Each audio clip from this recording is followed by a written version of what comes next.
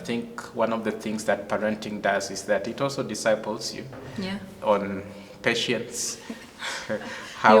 humility, how to react when a baby does something that they ought not to do. And someone said, a friend of mine always joked that for boys, they're always looking for something to kill them. The way they do things. I mean, they are always all over. Like mine are pretty active. I mean, they are people full of energy.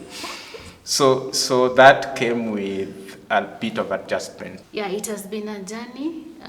I remember our first house help, that is when we got our firstborn. She was ill, actually.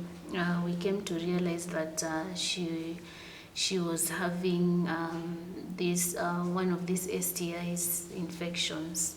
Yes, and we had to release her immediately.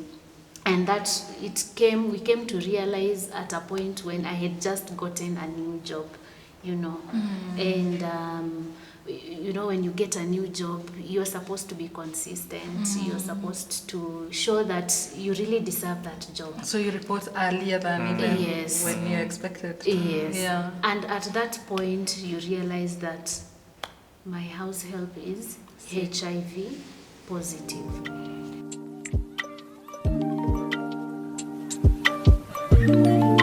Hello there and welcome to our parenting conversations today. My name is Frida Wasonga and I am your host for these parenting conversations where we learn about parenting hacks, the challenges of parenting, the successes and the joys of parenting, and above all, where we discuss what is working and what we should do in order to do our best as parents to bring up a godly offspring. I would like to say that I'm shooting this video at Grace Hill Mission Church. It's a church located in Thogoto, Kikuyu, Kiambu County, and here we believe that God writes beautiful stories. Today I am here with a very, very beautiful couple, and I will invite them to introduce themselves. So, karibuni to the show. Asante. Yeah, please introduce yourselves. My name is Lynette Odhiambos. I am a teacher by profession and a counseling psychologist. Currently, I work at Kahawa Garrison Comprehensive School. I am a mother of 3. The firstborn, he is 8 years old. The secondborn is 6 years old. And the thirdborn is 6 months old. Thank you. Yeah, thank you. Thank you, Frida, for inviting us here to be part of this wonderful show. My name is Frederick Odhiambos Abuya. I'm born again. I work at Focus. Focus is Fellowship of Christian Unions. We do ministry amongst students in the institutions of higher learning. I work there as a campus ministry facilitator, but also in charge of research and publications. So the number of kids is as introduced by my wife. We have our firstborn Joella, who is in grade 3, secondborn Jamil, who is in grade 1, and lastborn Gemma, who just turned 6 months. Yeah, thank you. All right. Karibuni sana to the show, and thank you for honoring the call. Really, we are really looking forward to hearing your parenting story. Karibu. Okay, so take us back to when you got married and how it was, the period between wedding and before the first pregnancy. We will later compare it to how it is now with babies. So how was that honeymoon period? Wow, the period was good. I would say we had a lot of time to enjoy life, to do things together. I mean, we were freelancing, there were no babies to prepare for school, no babies to change diapers. So life was just easy. We could do things the way we want, and of course we will do things together, cook together, wash together, go to church together. I would accompany my husband to the CUs whenever he would go there. So there were no much responsibilities to take care of at that time. Yes, as compared to now. Okay. Yes. How was it for you? Yeah, I think just to echo what she has said, being the two of you comes with a lot of not just freedom, but flexibility. Yeah. Because when you want to go out, you just plan for the two of you. Yeah. You don't have to plan for how to take care of other people. Yeah, but that's a different dynamic now. Yeah.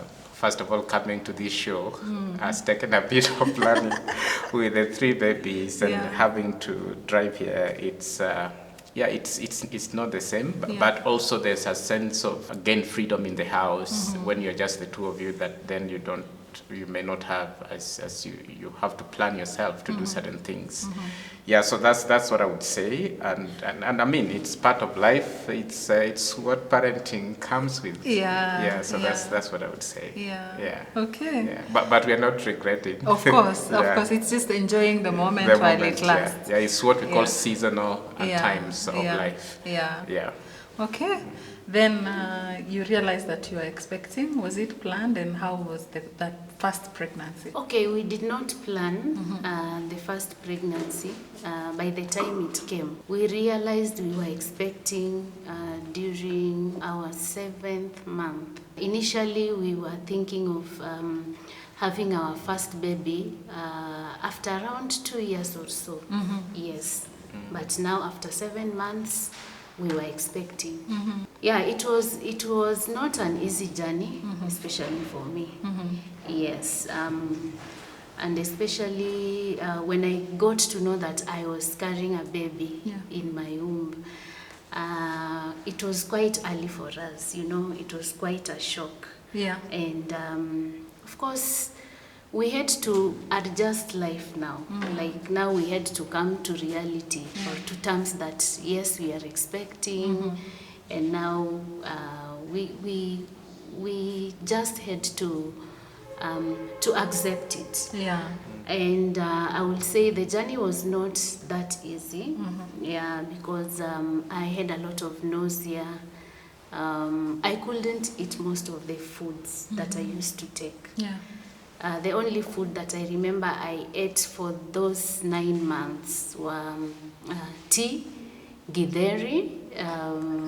There's this vegetable, kienyeji vegetable, the slippery one. It's called mrenda in our language, and ugali. Yeah. Those were my delicacies. Yeah. And during that time, surprisingly, we were living in coast. Yeah. At the coast, tuko Mombasa. Yeah. So you can imagine with that heat, I was not able to take water. Anytime I took water, I will spit, I will vomit. Yeah.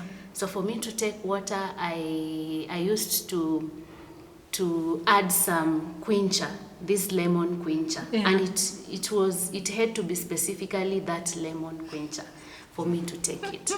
So it wasn't an easy journey for me. I remember even my husband was not able to eat whatever he wanted to eat. Yeah. And most of the time when he wanted to eat a different type of food, I will go to the balcony, then he locks all the doors and cooks the food, whether it's rice or fries, the vegetables that he wants. Yeah. He eats, then he washes the dishes nicely, and then after that he opens the windows so that the fresh air could come in. Then after that, then he opens the door. Then I will go back to the house. Hey, that's a long process. Yeah, it was that serious. Yeah. But I thank God. Yeah. We did make it. Yeah. Yes. Wow. Yeah. Okay, how was it for you, Fred? Yeah, I think a pleasant surprise, I would say. I think for us men, I know ladies go through it in terms of they're the ones who carry the baby. So though not planned, but I think it came at God's timing, I would say. Yeah. So it was a pleasant surprise. It came, so I had to adjust a bit in terms of being through that journey with her as a mother a lady who is expecting. So adjusting, as she has mentioned, in terms of the diet and all those kind of things. But one of the things, again, is that throughout the 9 months, there are certain things she used to do that became my responsibility, just to support her through the pregnancy. Because now we were careful not to have her do the heavy lifting. and things that required her to bend. So, and we didn't have a house help because we are the two of us. So I did the laundry within within that period. Yeah, but for me, it was a good surprise, a pleasant one, and I think something I was grateful to God for, being just newly wedded and having stayed for those 7 months. And then it's a blessing for the Lord to bring a baby. Yeah, because again, one of the things I've realized is that in our time now, a number of young people struggle to get babies. And so I think for me, I know the mother was going through it. I was supporting her. But also praying, just thanking God that indeed this is beautiful and the Lord has done it for us. So I think that was great. For me, I received the news very excitedly. I mean, so that's what I would say. So the adjustment there for me was on the bit of the food, then having to do certain things just to support her. So what it came with is that I needed to adjust my timings. I was also working then in Pwani, so I needed to put in a little bit more effort to ensure that everything was happening as it should in the house. Yeah, so that's what I would say.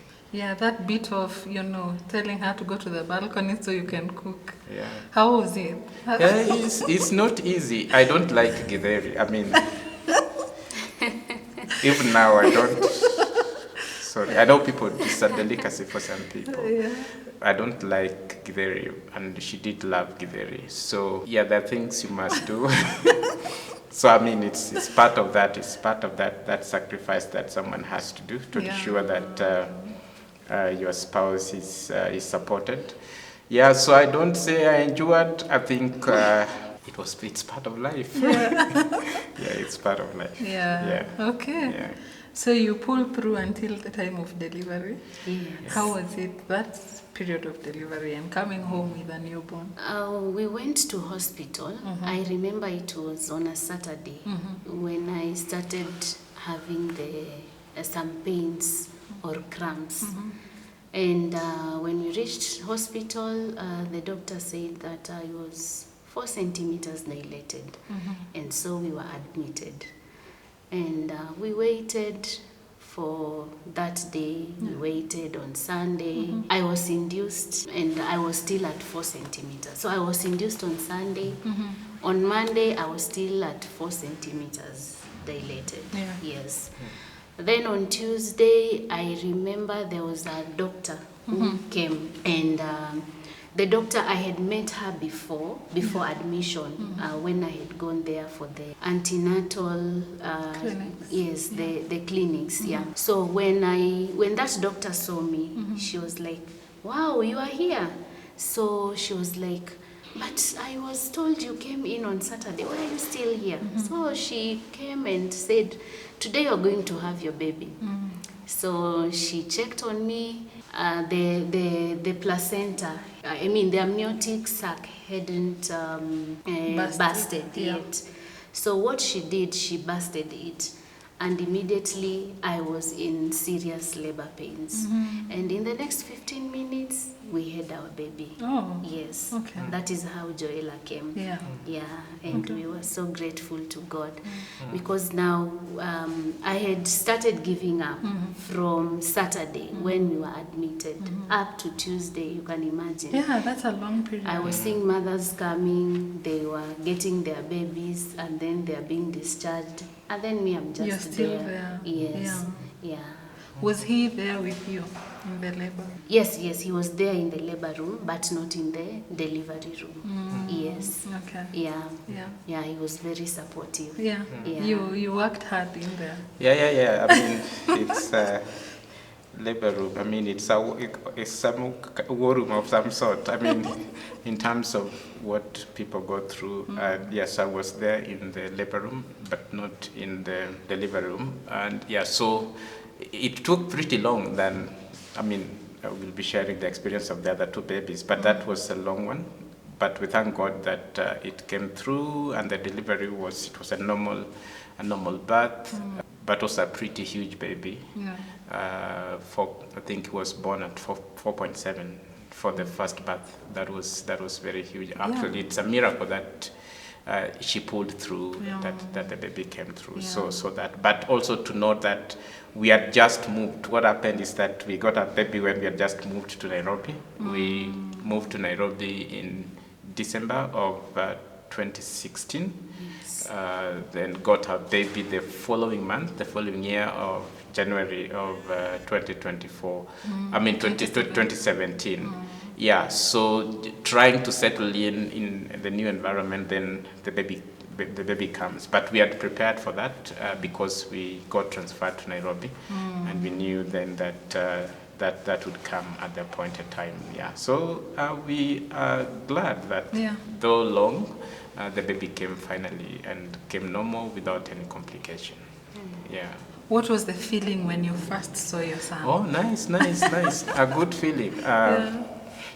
Yes, a great feeling as the father, knowing the Lord is a gift. I mean, getting a baby is a gift from the Lord, and when you're able to hold your baby after the 9 months, it's a gift. I was pretty excited of what the Lord had done. So yes, quite excited. Yeah. Okay, so how was your experience with the nurses? I hear the experience is different for different mothers. Well, for me, the experience was good. I wouldn't say that they harassed me the way I normally hear mothers complain of being mishandled by the nurses. I thank God the nurses who attended to me were very friendly. They were very kind to me. And they really were intentional in assisting me to be able to learn and know what I was supposed to do, especially to the baby. I remember I didn't even know how to latch the baby. I didn't know how to change diapers because before then, ever since, I had never changed diapers, a diaper on a baby. So that was going to be the first time that I was changing diapers. And I'm so grateful to God that they were very patient with me. And actually, they gave me a very good treatment. Yes, I loved it. I enjoyed it. Then you come home with the baby. Yes. What are some of the changes that happened in your house? Okay, so the people who really know me normally say that I am a perfectionist, and I was that kind of a person who used to ensure that things are in order in a particular way. Like things have to be like this. If it is clothes, they have to be arranged in a certain manner.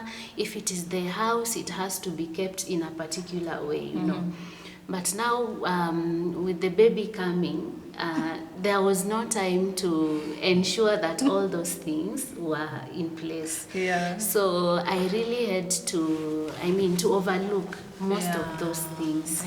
And just cope up with the situation, you know. So long as we were able to eat and the bare minimum was done, I just had to live by that, you know, and keeping in mind that it was only me and my husband. We didn't have a house help, so I did not want to put a lot of pressure on him to organize the house. Yes, to organize the house. Yeah, so long as we ate, so long as the clothes were done and the baby was okay, that was good for us to go. Yes. Okay. All right. And so Abuya, if you remember that period. It came with some adjustments that we needed to do, because as the husband we didn't have a house help at that point, and so I needed to support us. So one of the things I needed to do is to ensure that the days I go to work, that I'd left her when most of the things had been done. You continued with the laundry. Yes. I was doing laundries every morning. Doing the laundry every morning before I go to work, so that then because when ladies get babies, they need some time to heal. So I continued doing the laundry for the better time as the baby, and as she got strength, and also before we got a house help to come and support us. But it came with a bit of adjustment. Of course, the very first weeks, again, sleeping patterns of the baby and all that.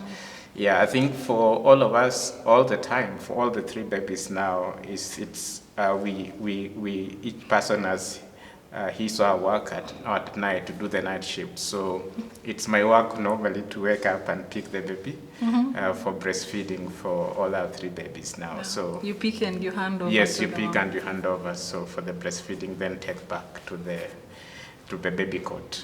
That's awesome. So that, and those are the changes that it came with. But I think looking at it, the gift of the baby outweighs the possible change that then you have to adjust to. Yeah, so that's what I would say. Okay. Yeah. At what point did you feel ready for baby number 2? And how did baby Joella now absorb the news of the second baby? We still didn't plan for the second baby. Yes, because the second baby came when our firstborn was 2 years old. Yeah. Yes, that is when he was born. And so we got expectant. That was when our firstborn was around 1.8 years old. Yeah, so it was still another surprise for us. Yeah. But we thanked God for it. You know, babies or children are a blessing from God. Yeah. So when he came, I remember when the dad and his aunt brought him to hospital to see the baby. Yeah. He was shocked. In fact, he ran away while crying and saying that he wants to go home. He wants to go home with mommy. It's like, I think he was feeling like this other baby has come to intrude his space or to take his position because he was the only one. And so when he comes and finds me with another baby, he's like, now, what is this? Yeah. Now I am no longer the baby. Yeah. Yes. So that was his first reaction. Yeah. But of course now after that we kept talking to him and slowly by slowly he started, adjusting and embracing the brother. Actually now he started protecting him and he was all over him. Yeah. Yes. That is when you came back home. Yes. Had you, Fred, prepared Joella for? Yeah, of course he knew that there would be a new member of the family arriving. Yeah. But I think for kids is what you tell them sometimes they process it differently from when they see the reality. Yeah, so but the reaction wasn't bad. I think it was just that first moment of him. He had never interacted with such a small baby before. Yeah, so that there's a mixture of that. Yeah. But then I think when the mother got home from the hospital, it was quite okay. He didn't have any issues with that. Yeah, but as she said, I think for all of our babies, we never got to plan for them. They just come. Good surprises. Yeah, they just come as the Lord surprises us. Yeah. So we got our first baby was a boy, then the second one was a boy. Just to say, I think the mother longed for a baby girl. Yeah, as the second born. Yeah. So but the Lord blesses you with the one He chooses to. So I think that. So she had to process what that means. Raising boys require a little bit more energy, I would say. So she couldn't just imagine again following boy after boy, and then the energy that comes with some mother being present, and they literally having to run around with them to help them grow up. So I think that, but it was a good thing to get him, Jamil now, our second born. And this birth was not like the first one. Okay. It came very fast. Actually, the day he was born, the mother had gone to work. Okay. Yes, so she went to work that very morning. Yeah. Then was called around 10 that she had started going into labor. And at work. At work. Yeah. So they took her to the hospital around that. I think they got there around 11. So by the time I'm getting there, she was already having a baby. What? Yes. That was fast. Yeah. There was no. I mean, it was within hours. Yeah. And you had not counted this and. No. Actually, we were remaining with 2 weeks too. That is at 38 weeks. Yes, 38 weeks. So I was actually to take a break from work towards the end of that week. I remember that was on a Tuesday. So I was to go to work up to Friday, and then I take a break. Now in preparation for the baby to come. But he surprised us. Because even when I woke up in the morning, there were no signs of labor. I just woke up well. I prepared and went to work. Yes. Wow. Yeah. It was very quick, I think. Yeah. Very fast. I think she didn't even have time to labor within the facility. The way sometimes you go, then you take some time before the baby comes. And that was good. I think it was better than better than the first delivery. Yeah. So he almost like a Hebrew woman. Wow. Yes. Okay. And then number 3. Wow. Number 3 was also pretty fast, and we thank God. Tell us from now at what point did you conceive her? Were you expecting? All right. So we had for us we had closed the chapter of having babies At 2 boys. And actually we had really desired to have a baby girl as one of our babies, but now God blessed us with 2 boys. And when we had these 2 boys, we said it's okay, it's fine, let us stop there. Yes, and it was like that. But now God surprised us again. That was after around 6 years. Yes, after the second born came, 6 years later. Yes, we were surprised again that we were carrying a baby. Yes.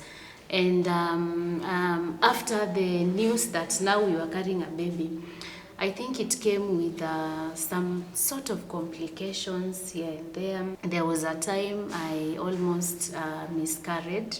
It was threatened miscarriage, yes.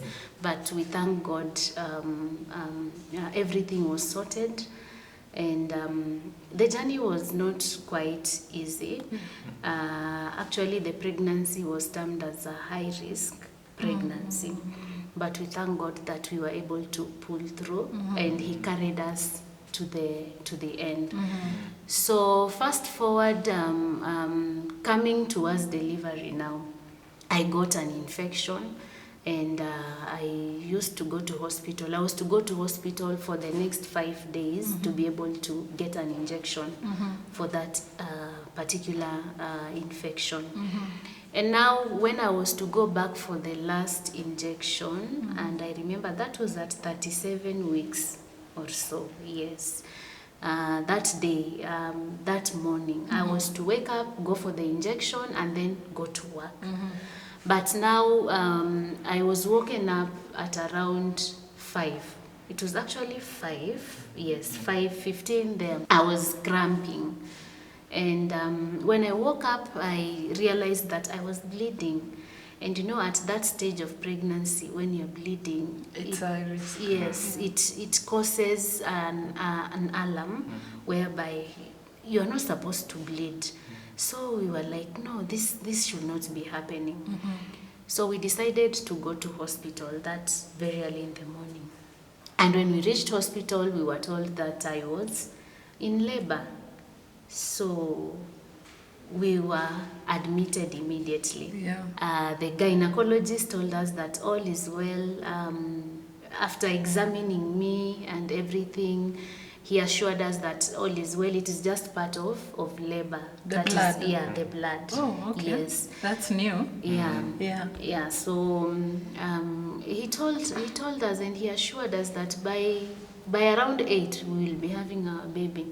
And actually I labored for, it was around, for between that time that we reached the hospital, it was around 6. The baby arrived at around 8:25 there in the morning. Wow. Yes. So for us, it was also a Hebrew birth. Yeah, it was so fast. Like everything happened so fast. We did not expect that. And we really thanked God. Yes. So, okay. I just wanted to say that, I think the way God does things is quite amazing. I think when she said she had a difficult pregnancy, is that at the early stage, I don't know which week was that, around before 16 weeks. Yeah, 16 weeks, she had what we call placenta previa, which is the partial, she had a partial placenta previa, which is almost the placenta blocking the opening for the baby. Okay. Yes, and that had put a pressure on the placenta. And one of these days when she had gone to see one of our uncles who was admitted at Aga Khan, she got quite some heavy bleeding on her way in the matatu actually. Yeah, which was quite a messy situation. So she had to go to the one of the facilities within town while bleeding, and people thinking this lady has lost the baby in the process. But we thank God that she pulled through. When I was called, when they were doing all those ultrasounds, and they were talking about what we call abrasion, but then the doctor told us, the gynae told us, it can't be possible at that early age. So we later realized it was a previa, which then would, because it was too early part of the pregnancy, it cleared up with time, and she was able to get the baby normally. But I would say it's one of those pregnancies that she needed then to be supported quite a bit. She needed to be put on medication just to sustain it through. But we are grateful to God that went well. The delivery also happened quite smoothly, and the baby came. And another surprise is that then it's a baby girl. So it's a bundle of joy again. How did you feel when you realized that it's a girl coming? Did you do a scan, or you realized at the point of birth? Well, we did a scan at around 20-something weeks. And as my husband has said, the pregnancy was not that easy on me. And I was at the point of giving up, actually. And I remember that day when the doctor who was doing the scan tells us that huyu anakaa kama baba yake. It was like, there was a new energy that came in me. I felt like I am living again. And now I have strength. The assurance that the baby is okay. Yes, the baby is okay. And actually it's a baby girl. Yes. A baby girl who looks like the father. Yes. Wow. Yes.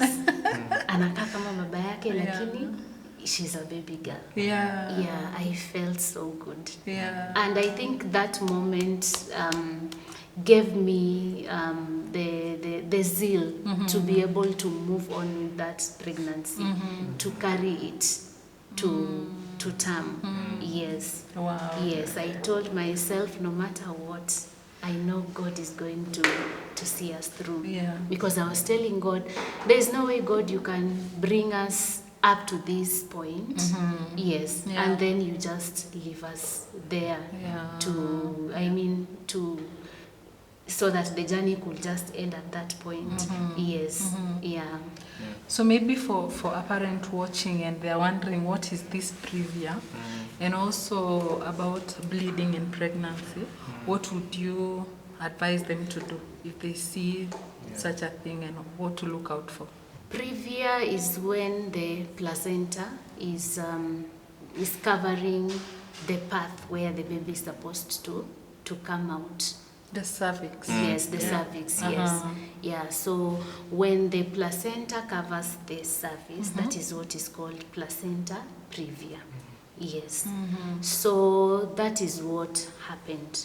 And The signs to look out for are that bleeding, yes. Yeah, those are the signs. So when you notice that you're bleeding and you are expectant, it is good to go and see the doctor immediately. Yeah. Yes. And of course now I was advised to take rest. I was actually put on bed rest for quite some time so that the situation could normalize. And I would say that it really helped. So seeing the doctor and taking heed to the doctor's advice and of course taking a lot of rest, bed rest, will really help in such times. Okay. Yeah, I think I would say that I think for her case, she was lucky because it happened quite early, the early part of the pregnancy. I think it has something to do with the attachment of the placenta. When the placenta attaches on the walls of the womb, sometimes it does attach itself a bit low. So when that happens, and doctors would explain this better, then it covers, because it should be up, it should not be covering the cervix. So when that happens, it puts, because the baby then, it puts pressure. And that pressure, because the placenta is very heavy with blood, it leads to heavy bleeding. Yeah, so for her, she was lucky that that happened early. So when it happens early, as the expansion continues, it moves up.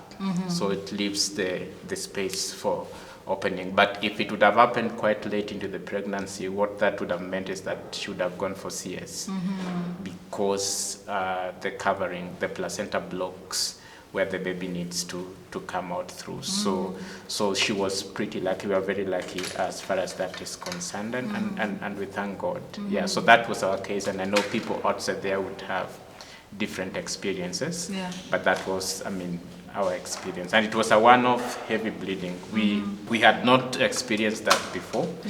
Yeah, it was a one-off kind of bleeding, a heavy one, but we are thanking God it was well managed, and she pulled through. Yes. Okay. Yeah. So how has parenting been now so far? I think it's been good. I think one of the things that they say that babies do not come with manuals on how to raise them, but we have general principles. Most of us are Christian on how to bring up your child in the ways of God. So one of the things I would say is that we had to do a lot of adjustments on our end. I think one of the things that parenting does is that it also disciples you on patience, humility, how to react when a baby does something that they ought not to do. And someone said, a friend of mine always joked that for boys, they're always looking for something to kill them. The way they do things. I mean, they are always all over. Like mine are pretty active. I mean, they are people full of energy. So that came with a bit of adjustment. Of course, again, wisdom, knowing how to still instruct them in a way that is appropriate. Yeah, so I think it has also been quite a fulfilling job, if you asked me. And I think you begin to appreciate your parent more when you begin to have your own baby, knowing the kind of work they've had to do to bring us up to the kind of people we are today. Yeah, so I think for me, it's been quite fulfilling. It's been a journey of the Lord also helping me to be patient with them and to know how also to raise them in the ways of the Lord. And to also model to them what it means to follow the Lord, to live for the Lord, and to be a good person. Yeah, so that's what I would say. Okay. Yeah. How has it been for you, Lynette? Well, for me, it has also been a fulfilling journey, and I've enjoyed it so far, so good. Of course, it has shaped me in a way that I did not, or I cannot imagine. That is me. I am more tolerant and I am more patient with them. You know how children can push you to the wall with what they do.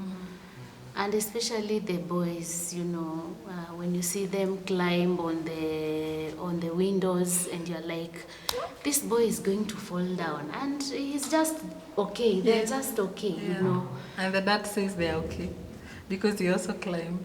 Yeah, I think when I also climbed, but now I see they should not climb. Yeah, I think when you're a parent, you're on the other side of the window and you're seeing what can happen. I think children at times do not see that. Yeah. And I think that's why they need guidance. Yeah. I think one of the things as we share about how fulfilling that has been, I mean, it comes as a package. There are those days that things are good, there are those days that you really have to put in a lot as a parent. More so for us, I think with our firstborn, we had quite a journey, more because he had some health issues that required our support quite a bit. So that I think also that teaches you how to depend on God, to trust on God that is able to heal them. And at that very early ages, I think they would, you know, the way children develop infections, whether it is tonsillitis or they have gotten a cold here. At one moment they are pretty cool, energetic, running around. The next moment they are almost dying. Yeah, they are done. They are done. Yeah. And I mean, so it leaves you with your emotions are always either up or down, depending on these little ones that you're raising or bringing up. So I think God gives us children also to teach us how to depend on Him, how to trust Him, but also to deal with certain things in our lives. If you're not tolerant, just to help you to be tolerant and to be a little bit patient with the kids. So yeah, that's what I would say. Okay. Yeah. So how have you managed to balance work and parenting? I wouldn't say we have really struck the balance, but we are trying by the grace of God. You know, as my husband says, this journey of parenting is a journey of total dependence on God. Yes, it is this God who has helped us to pull through. Yeah, because most of the time these babies rely on us. They need us, they need our presence, they need our support, they need our encouragement, you know. I mean, they need us in all ways. Sure. Yes. But at the same time, we have to go to work. We need to fend for them. And so striking that balance has not been that easy. But we thank God that He has helped us. Of course, now it reached a point we had to bring in househelps. Yes. So that was the starting point, or the first thing we had to do, because we realized that we wouldn't manage on our own. Yes, so we looked for help, and of course we've been having house help since then up to now. Yeah, so other than the house help, we also talk to friends who have gone ahead of us, and they give us advice that really help us on how to manage them, and even how to manage our time and balance through all these things. Yes, because apart from work, we also need to have time with them. And you know, for us to have time with them, we need to be intentional. Yes. And so all those things, juggling through all those things, it requires wisdom from God. Yes, and it is just God who has helped us, and of course the friends who have gone before us, and those that we are at the same level. I mean, just exchanging ideas together, it has made it more easy. Yes. Yeah. How has it been for you, Fred? I think you asked about balance. I think balance is a moving target most of the time. But you strive to. It's almost like juggling many balls and trying to hold up them so that none falls. So we have done. I think we have tried. We have done well so far. I think I used to do better before I went back to school. So I enrolled for masters, and it needed quite a bit of my time. So working through the night and just to ensure that then I finish it. So when that happened, I think it affected my time with the boys quite a bit. but I think I'm trying to bounce back because I just graduated. I remember before I would, every evening when from work, would go play football with them. That stopped because now those evenings would be class time. And then there would be those assignments, weekly assignments which are timed. Yeah, but now we are trying, I think, is to be creative. One of the things that helps is being creative. Every time, make sure every time counts. Yeah, like one of the things I'm looking forward to do is going to football one of these days with them. So just those creative times with the boys who works. So I think we have tried. We have tried to balance all the responsibilities, work, our friends. We are also involved in other things here and there, but also the children. So we think we have tried to do our best to be with them. But also trying to have those family moments, either in the morning and also at night, has pretty helped. Now that we are at it, househelps, how has it been? How has been your experience with househelps? And would you just share one standing out experience? These househelps, dealing with them has been a roller coaster of emotions. At one point you get a good one, at another point you get someone who does not meet your expectations. Or rather, if they meet your expectations, it is on one side, and the other side they do not meet that expectation. So it has been a journey. I remember our first house help, that is when we got our firstborn. She was ill, actually. We came to realize that she was having one of these STIs infections. Yes, and we had to release her immediately. And we came to realize at a point when I had just gotten a new job, and when you get a new job, you're supposed to be consistent. You're supposed to show that you really deserve that job. So you report earlier than even when you're expected. Yes. And at that point, you realize that my house help is HIV positive.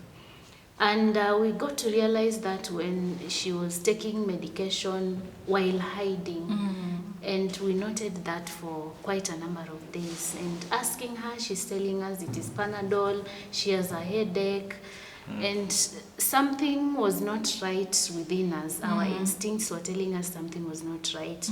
And to cut the long story short, we realized that those were ARVs that she was taking. And so we had to release her.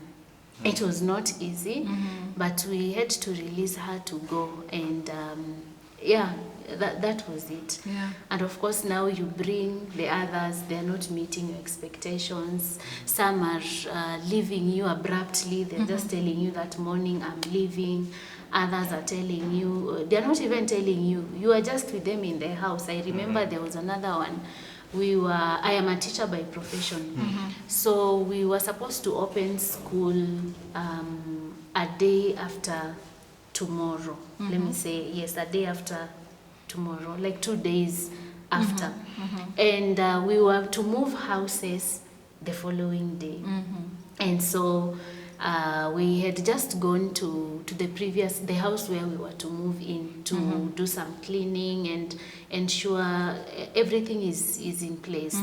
So when we come back to the house, I remember she was so good to me, like, "Hey, Mama Nani, you're looking so nice today. Wow, what your hairdo is so good." I remember I passed through the salon, and that has never happened. She was suddenly good to me, and she cooked, she served us, and I was like, why haven't you brought your food as well on the table? And she was like, "I'm just okay. I will join you. It's just that I am feeling a little bit full." So as we continue eating, and then I remember I wanted something, so I call her name. and no one is responding. I'm calling her name. I call like 3 times, no one is responding. Yeah. Going to check, she's nowhere to be seen, and all her things are missing. So like she served you and confused you. Yes. So that as you eat, she can go. Yes. And I think she had packed before. What she had done, I think she had packed her things, given out her bag. So what remained was just for her, for her to leave. But I think going back to the house help is to say, I think sometimes they don't tell you what is happening. So they come and you do not know the history, their medical history. Yeah. I think you can keep someone with a particular medical history so long as it is disclosed and you're aware and you know the baby will be safe, the situation notwithstanding. But it's a problem when the situation is not disclosed, because then you put the baby at risk. You do not know the intention of the person. So that was quite a shocker, because she didn't disclose what she was dealing with. She was not admitting. We had to confirm for ourselves. So we realized that we cannot keep her. She was dishonest. She was dishonest, so we couldn't keep her, and the baby was still young. So that would mean that if the baby is exposed, then we are the ones to carry that burden. Yeah.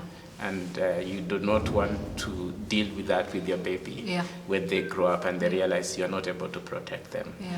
So that, but I think in all this journey, I think, of course, as men, we are not too involved with managing the house help, but I've seen them come and go. Is to appreciate, it's also part of that journey. I mean, it's almost the way the job market is. So turnover. So they come and go. And I think a number of them have been quite a blessing to us. They have helped us to given us the best of services, and no one is perfect. You don't get a full package. I mean, they always have issues. And I think for us, it's also growing through with them that journey of knowing what you can take and then what you cannot take as a person. But also not beating yourself so hard when they leave. You'll always get another one. So I think that has been the journey. But one of the things I'm also looking forward to is when we'll not need one. When the babies shall have grown. When is at that point. Yes, and when the boys are independent, the girl now is also independent. But for now, I think we need their services, and I think the services they give is quite appreciated. They do. They help us quite a bit. That's what I would say. Like 2 days ago, our house help just left abruptly. She just tells me, I am leaving in the evening. So as we are speaking right now, we do not have one. And it has really disoriented us in some way.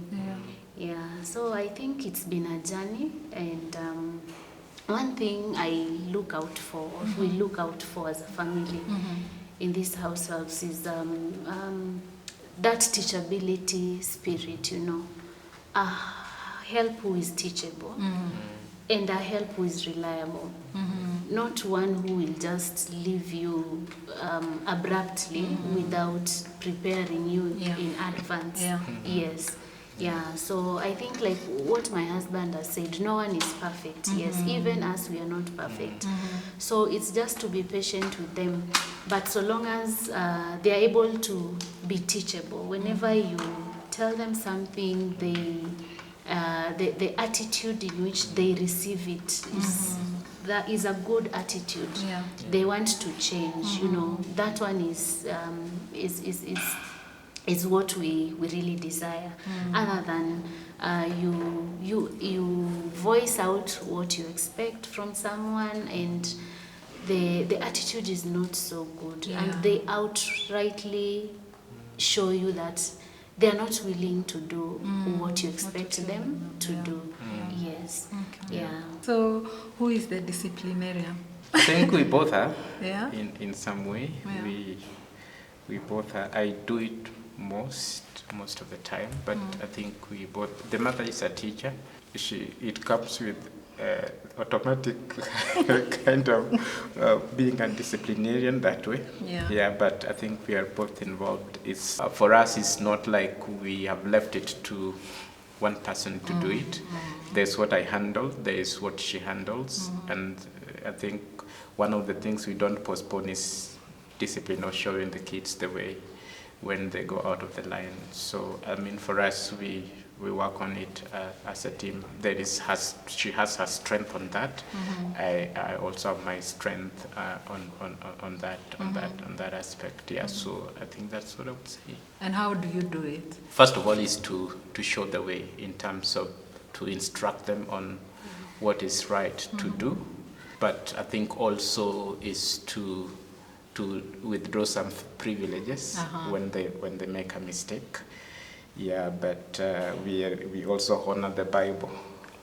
When they need spanking, we do. One of the things, again, that is happening, I mean, we are raising our children in a different context. We are raising our children in a context when we are told not to do certain things. We are told, I mean, the children are also quite exposed than I think some of us when we were growing up. So that comes with its own challenges. And if you do not put your foot down as a parent, you're going to lose it with your kids. So there are certain things then that are not negotiable. One of the things, again, we realized with our firstborn, when he was growing up, he really wanted to do a lot of watching these cartoon things and all that. So you almost becoming dependent on either phone or TV. Then we had to withdraw it so that he has limited time on the screen because, I mean, it was destroying him. So we had to withdraw. In fact, one of the time, it was a blessing that the remote got spoiled. So we didn't make it for quite some, almost 2 years. Just in a way to manage that. So I think that helped quite a bit. So I think that's the method we use, but also making them know that they must be responsible for their actions or lack of it. That if they've done something wrong, that when they do something wrong, it comes with a corrective measure that then they need to appreciate. So that it is not, I think children must learn that they exist within some boundaries, that they are not, it's not a laissez-faire, it's not a free market where everything goes. So we train them that bit, train them discipline, train them how to respect other people and how to live and coexist with others, either where we stay or at school. Yeah. Okay. Which is the biggest joy that you've experienced while parenting? For me, I think looking at my children when they make their first steps has been quite exciting. Yes, it has been so nice to see them being able to move around. I mean, for the first time since they were born. Yeah, that has been always the happiest moment for me. And of course, I'm also looking forward to our third born having to make her first steps. Yeah, but generally, it has been an exciting experience.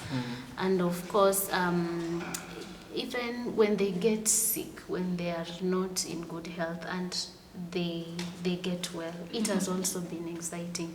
My husband talked about our firstborn having a health condition of which he had it for quite a number of years. I think it has been for a period of 5 years.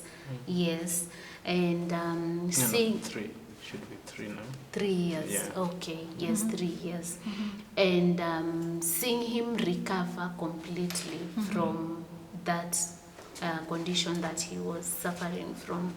It was quite emotional and actually just something to give thanks to God for. Yes. Would you mind sharing the health condition? Yeah, he had some convulsive episodes. I think it began at the age of 3 years. He was pretty normal. Then he began having episodes of convulsing. I think he had like 4 or 5 of them in total over a spaced period of time. And the doctors could not tell what that meant. So he was put on some medication that he needed to take for 3 straight years without a stop, that we only needed to discontinue it the 3rd year, after 3 years, without him having any episode in between. So within the 3 years, he didn't have any episode in between. And so we took him through a process again, as guided by a pediatrician, the withdrawal process. And I think it's now 2 years now since that happened, since the withdrawal. No, it's 1 year. 1 year, yeah. Yes. 1 year since the withdrawal of him having to take the drug every day. And he's good. I mean, he has not had such an episode again. So that was quite a scare. Yeah. I mean, at the beginning, quite a scare. And I think for us, it is quite exciting to see that God has healed him. And it's something that we have been grateful to God for. I think for me, again, as you asked about, the other exciting thing is, if they are firstborn, working with him through his schooling and seeing the steps that he has made over time. I think one of the things that excites me most is his handwriting. He has quite a good handwriting than I do as the father. I think, I do signing, but he has quite for a doctor. good handwriting. So that excites me quite a bit, but also he has quite improved in school. Yeah, so those are the exciting moments. And I think I also share with her on seeing them make the very first step. More so when they begin to walk, you see that indeed they are making a progress in life. The milestones. The milestones that they make. So most of the beginning point of either walking or learning to talk.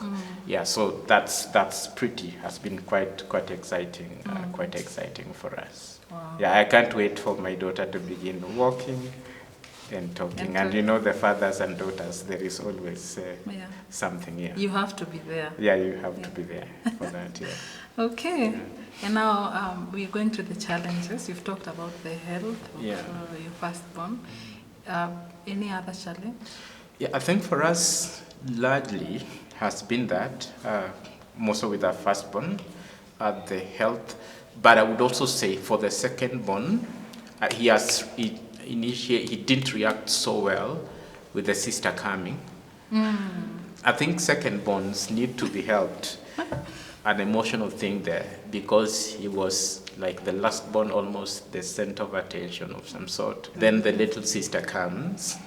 So we actually picked it, and I think it almost even affected him in school, because he's someone who is quite emotionally involved. He likes to be cuddled, he likes to be held, needing that attention. And I think he felt that he was not getting the attention that he needed to get. So he started playing it out through behavior. Yeah, and so we needed to handle that, but also assure him that we love them the same way, so that then they don't feel, or he doesn't feel, it's in between the firstborn and now the lastborn, the baby girl. He could be in an island of his own, thinking that no one seems to see him, and all that. So we have, and it's someone who thrives on affirmation and feeling a sense of touch that is loved. So I think it was a challenge at the beginning, and we picked up that, and we are trying to manage that with him, so that he sees that then we still value him as much. So I think those are the challenges, but the mother can add. I think my husband has said most of the things that we have been having a challenge. Just to add is that it has also not been easy to please them all at the same time. When you buy for them something and you don't exactly get, for example, if it's a we are talking about clothes, and they are not of the same color and the same type, then they'll start comparing. Mommy, why didn't you buy for me like my brothers? Daddy, why didn't you buy for me like my brothers? Like, they keep comparing themselves, and they're like, whatever you gave my brother is better than mine. And everyone wants whatever the other person wants. Yes. So that has been a challenge in that we really strive to give them our best, to give them the best, and sometimes they feel like we are favoring one over the other. Yes, and just trying to let them understand and know that it's not that we are favoring them. It's we picked whatever we picked because we felt that will be suitable for them. And you know, when you are going to shop, sometimes you have not even planned to shop, but when you see an outfit that really suits your son or your baby, you would want to pick it. And maybe when you pick that particular one, the other size, the size for the other one is not there. So when you bring it home, the other one feels bad. You know, you've not bought for me. Or when you bring for all of them, the other one sees for the other one is better, and the other one also sees for the other one is better. It's better. So just getting to a point of letting them understand that it is all good, and it's not all the time we will find similar things at one point. It has been quite a journey, but we thank God that it's a season they are outgrowing as they continue to grow. Yes. And actually I think it's in part of parenting, I think it's not right to either indicate to your children that you favor one over the other. I think it brings in quite unnecessary, unhealthy competition, but also it's demeaning for the other kid who may be feeling that they're neither favored with the other one or two parents. I think children should be treated equally by the parents, and that's a mantra of doing things. So we affirm them, telling them we love all of them. And there's always a thing amongst people who follow one another. The firstborn and the secondborn, they always want to compete. So managing that, with wisdom is quite important, so that you don't raise people who are always fighting one another or sibling love, and you need to manage it from the young age. And I think the best way, which we have been trying to do, is to help them appreciate that they are all our children. We do not favor one over the other. So trying to manage that. Right. So how are you passing on godly values to your children? Children learn most through observing. So we pass the godly values by role modeling, in that we pray together. So when they see us pray together, they also learn how to pray. We read the Bible together. We have made it a habit in our house. Before we go to bed, we have devotions together, we pray together. Sometimes we sing together and just share the word of God together. And also going to church on Sundays. When they also see us go for Bible studies, they also learn through such that it is the best thing to do, or it is the right thing to do in life. Yes. Of course, even just the small things that we do in our daily life, like before you eat, you're supposed to give thanks. It is not just praying, but it is giving thanks to God, because He's the one who has provided that food. Yes. And just letting them know that our life is a total dependence on God. Everything we do, it is God who enables us. So when we are traveling, for example, and we reach our destination safely, we give thanks to God. When we go to bed and wake up early, and wake up in the morning when we are okay, we give thanks to God. When we get out of the house and come back in the evening, when all of us are safe and sound, we give thanks to God.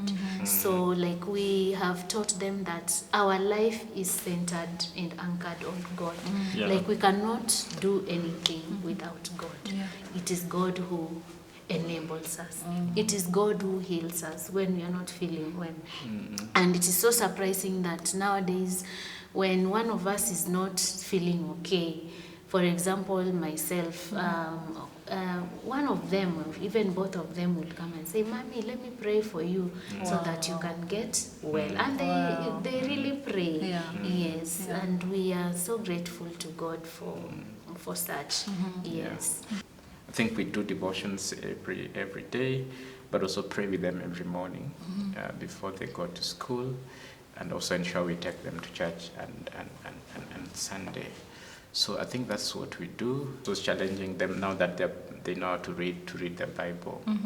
Each of them has their own. So I think that so pretty that I think that's what we have been doing. Okay. Yeah.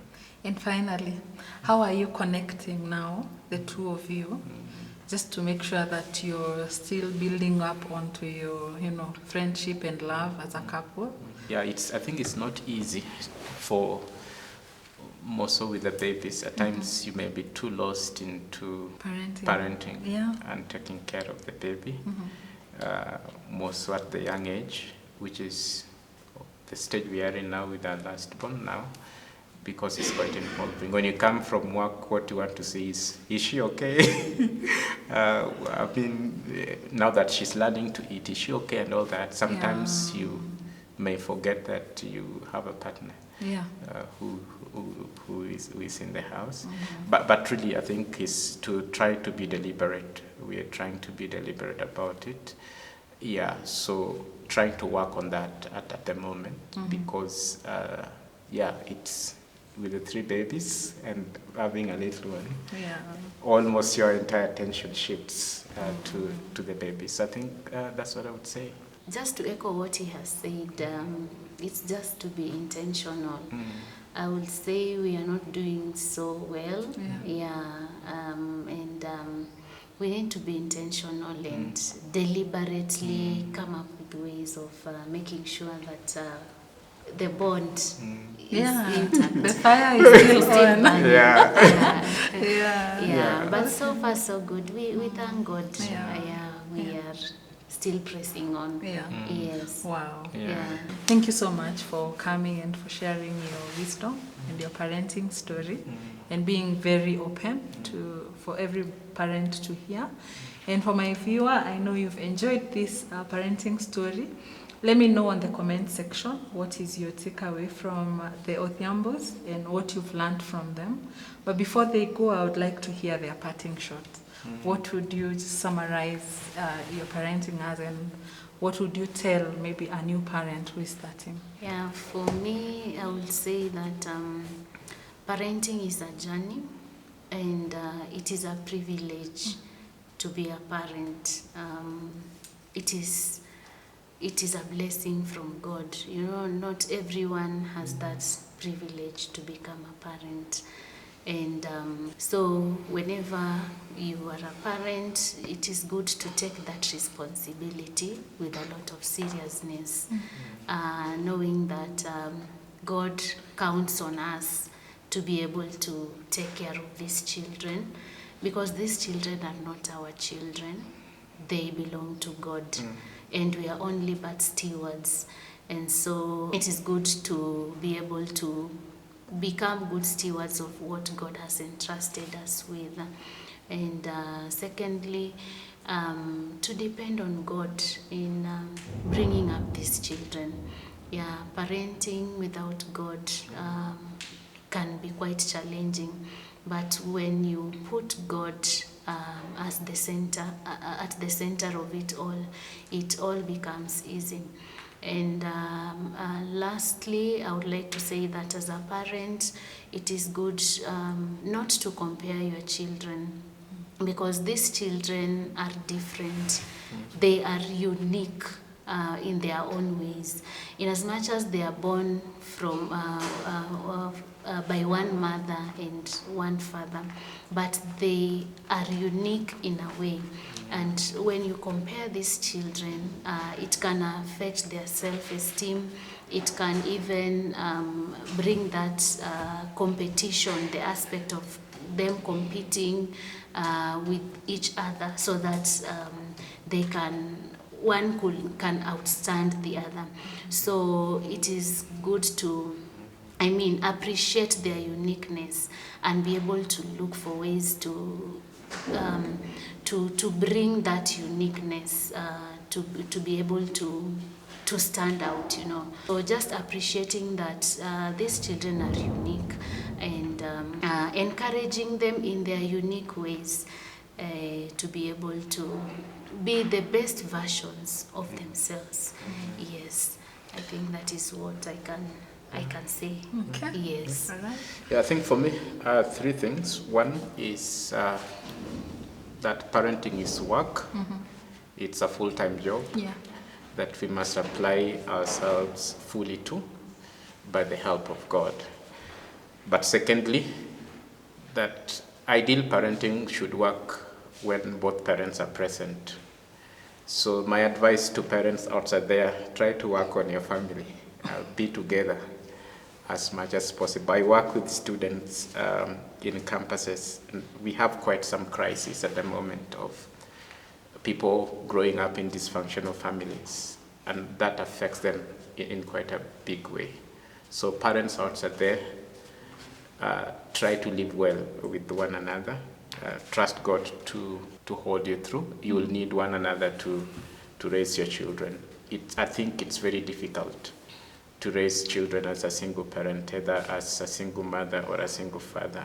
Of course, there are things that make people find themselves in such situations, but the ideal would be that people to hold through and raise their children. I think we owe our children that in a great way. God designed it that way. But even where things have happened, I think we still need people, the 2 parents, to be involved in the lives of their children. But lastly is to enjoy parenting. Do not enjoy parenting. Ask people to help. We always do not know it all. Work with people, ask people to help you through the journey, learn from God, learn from people, and be open. More so young parents, people parenting in this generation already, there's a lot of challenges that has been thrown to us by our unique context. But God still expects of us to raise our children in the ways that honors Him. So I just want to say it's a gift that God has given us, but it comes with a responsibility. And then we will give account to it at the end of time. So it's our number 1 priority job. So work at it, excel at it for the glory of God. That's what I would say. So thank you so much for sharing your parenting story. I know people have really learned from your very beautiful parenting story. And for my viewers, I'm so happy that you have joined us today. Please let me know your takeaway from the Odhiambos on the comment section below, and also on my contact that is going on the screen. Let me know what you've learned and what you've taken away from this conversation. Once again, I'm very happy and privileged. My takeaway from them is that parenting is a privilege. We should take it as that and enjoy the parenting journey. It's a privilege that God has given us, and He expects us to do it from the deepest part of our hearts. It's a full-time job. So let's be there, let's be present. Parents, let's parent together, father and mother. As much as it depends on us, let's parent together. That's all from me. My name is Frida Wasonga. I am so happy to host you today. Once again, subscribe to this channel if you have not yet done so, and hit the notification button so that you will be notified every time I upload a new video. It's a bye for now.